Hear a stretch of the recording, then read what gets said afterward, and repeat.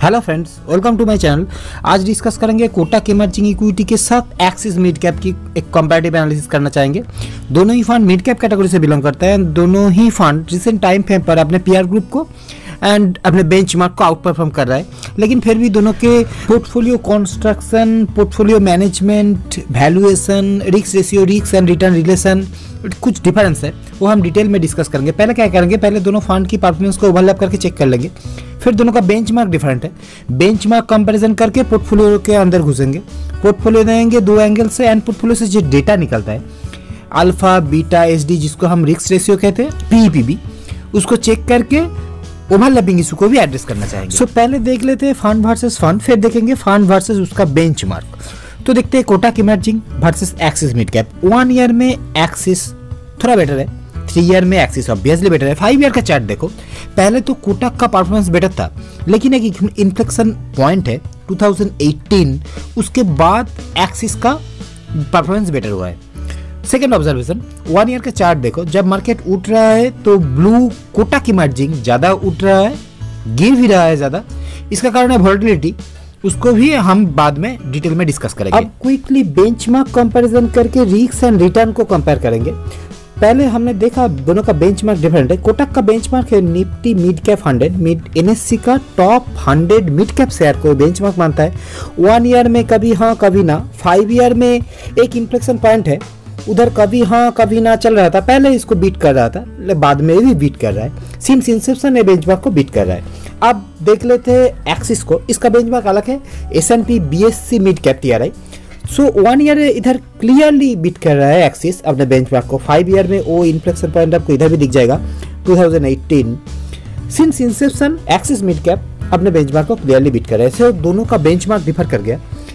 Axis follow कर रहा है S&P BSC mid cap TRI को एंड कोटक का बेंचमार्क है निफ्टी मिड कैप 100। ये 15 ईयर का ओवरलैपिंग बेंचमार्क के चार्ट है।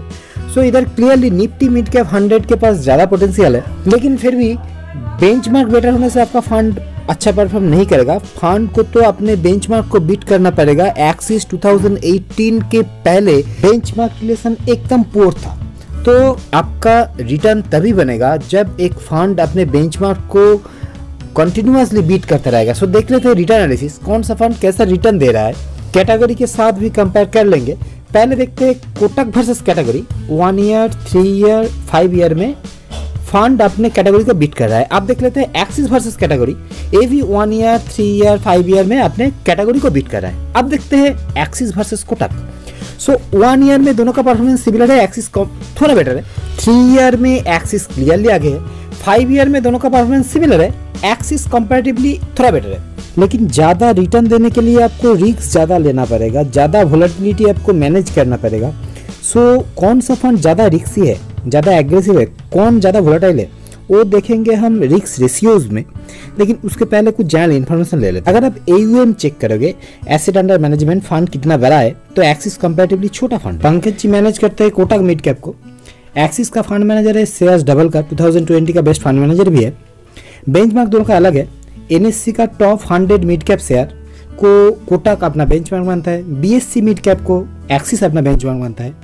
वैल्यू रिसर्च कोटक को 4 स्टार रैंक दिया है, लेकिन एक्सिस को 5 स्टार। क्रिसिल ने कोटक को 3 स्टार रैंक दिया है, लेकिन एक्सिस को 5 स्टार। एक्सपेंस रेशियो दोनों का सिमिलर है, लेकिन टर्नओवर एक्सिस का ज्यादा है। ये श्रेयस डबलकर का एक फंड मैनेजमेंट स्टाइल आप कह सकते हो। इसके पहले मैं DSP के साथ, इन्वेस्को के साथ एंड PGIM मिड कैप के साथ एक्सिस का कंपेयर किया, तो कुछ इंटरेस्टिंग डेटा उधर निकल रहा था। आप चाहो तो देख सकते हो। श्रेयस डबलकर की फंड मैनेजमेंट स्टाइल के ऊपर आपको एक कंप्लीट आइडिया आ जाएगा। लेकिन अभी मैं घुसना चाहूंगा पोर्टफोलियो के अंदर, देखना चाहूंगा पोर्टफोलियो कंस्ट्रक्शन, समझना चाहूंगा नंबर ऑफ स्टॉक के हिसाब से कौन सा फंड कैसा कैरेक्टरिस्टिक है। तो कोटक का एक डाइवर्सिफाइड अप्रोच इधर क्लियर है, कैटेगरी से ज्यादा स्टॉक लेके चल रहा है। एक्सिस का concentrated approach, top 5 top 10 allocation अगर आप देखोगे तो कैटेगरी के आसपास ही दोनों चल रहा है, ऐसा कोई डिफरेंस आपको नजर नहीं आएगा।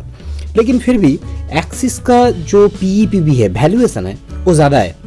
तो एक्सिस कंसेंट्रेटेड पोर्टफोलियो के साथ वैल्यूएशन हाई है, कोटक थोड़ा डाइवर्सिफाई किया है, सो इसका वैल्यूएशन भी थोड़ा कम है। लेकिन अब वैल्यूएशन के साथ रिस्क को एंड रिटर्न को डायरेक्टली रिलेट नहीं कर सकते हो। उसके लिए आपको देखना होगा रिस्क रेशियोज जहाँ रिस्क और रिटर्न आपको मिल जाएगा। तो पहले देख लेते हैं मीन का मतलब है एवरेज रिटर्न। इधर कैटेगरी से एक्सिस ऑब्वियसली आगे, लेकिन कोटक कैटेगरी से कम मीन दे रहा है, इसका मतलब इसका रिटर्न कैटेगरी से कम है। एचडी बीटा जो इंडिकेटर है वोलेटिलिटी का, इन्वेस्टर का मानना है अगर मीन सेम आ रहा है तो lower volatility is better, lower HD beta आपको लेना है। तो इधर कोटक का एचडी बीटा ज़्यादा है, इसीलिए फंड ज़्यादा वोलेटाइल भी है। 1 ईयर का चार्ट में आप तो इसको पहले भी देख चुके हो, लेकिन वन इंटरेस्टिंग ऑब्जर्वेशन, एक्सिस को देखो, एक्सिस का वोलेटिलिटी कम है, कैटेगरी से भी कम है, कोटक से भी कम है, लेकिन फिर भी इसका मीन ज़्यादा है। इन्वेस्टर हायर वोलेटिलिटी लेते हैं ज़्यादा मीन के लिए, एक्सिस लोअर वोलेटिलिटी के साथ वही हायर मीन आपको डिलीवर कर रहा है। अब सार्प और अल्फा को देख लेते हैं। सार्प कहता है आपका फंड रिटर्न जनरेट करने के लिए कितना रिस्क ले रहा है, ऑब्वियसली हायर इज बेटर होता है, तो एक्सिस बेटर है।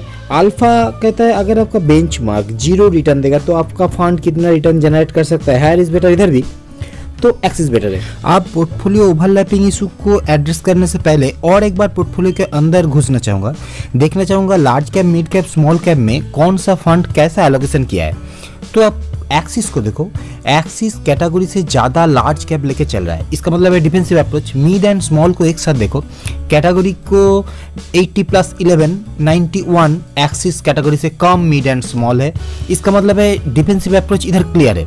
ऑल्टरनेटिवली कोटक को देखो, कोटक कैटेगरी से कम लार्ज कैप, ज़्यादा mid and small, specially small cap बहुत ज़्यादा कैटेगरी से ले रखा है, एक्सिस से तो ज़्यादा है ही है। सो एक्सिस मिड कैप के श्रेयस डबलकर हमेशा कॉन्सेंट्रेटेड लार्ज कैप बायस पोर्टफोलियो बनाता है। ओनली पीजीआईएम का डेटा कुछ अलग दिखा रहा था, लेकिन कोटक को देखो, कोटक एक मिड एंड स्मॉल कैप बायस है, इसीलिए इसका एचडी बीटा ज़्यादा है, वोलेटिलिटी ज़्यादा हो गया फंड का, लेकिन फिर भी लास्ट 1 ईयर में mid cap small cap better perform किया है। लेकिन कोटक का 1 ईयर का रिटर्न एक्सिस से कम है, बट इसका वैल्यूएशन भी कम है।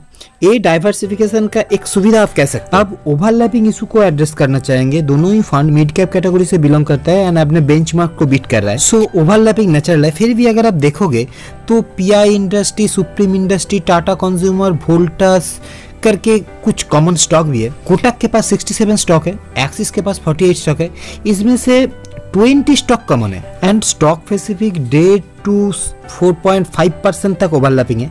टोटलिटी में अगर आप देखोगे तो 26% टोटल पोर्टफोलियो ओवरलैप्ड है। अब चीज़ों को सम अप करना चाहेंगे, axis mid cap and Kotak emerging के पास डिफरेंट बेंचमार्क है। कोटक का बेंचमार्क बेटर है, फिर भी 1 ईयर, 3 ईयर, 5 ईयर में एक्सिस कोटक से बेटर परफॉर्म किया है। अगर आप पोर्टफोलियो के अंदर झांकोगे तो कोटक का एक डाइवर्सिफाइड अप्रोच है, एक्सिस का कॉन्सेंट्रेटेड। एक्सिस कॉन्सेंट्रेट किया है लार्ज कैप में, सो इसका एचडी बीटा, एक्सिस का एचडी बीटा वोलेटिलिटी कम है, लेकिन इसका रिटर्न, एवरेज रिटर्न मीन ज़्यादा है। On the other hand Kotak को देखो, कोटक अपने पोर्टफोलियो को डाइवर्सिफाई किया है, इसका mid cap small cap allocation ज़्यादा है, इसीलिए इसका एचडी बीटा भी ज़्यादा है, फंड ज़्यादा वोलेटाइल हो गया and mid cap small cap के वैल्यूएशन कम है, इसीलिए इसका पीई भी कम है। अगर आप ओवरलैपिंग के ऊपर फोकस कर रहे हो तो कोटक के पास 67 स्टॉक है, एक्सिस के पास 48, इसमें से 20 स्टॉक कॉमन है एंड 26% टोटल पोर्टफोलियो ओवरलैप है। सो ये था आज का एनालिसिस। अगर आपका एनालिसिस अच्छा लगा तो लाइक, सब्सक्राइब जरूर करना and thank you for watching.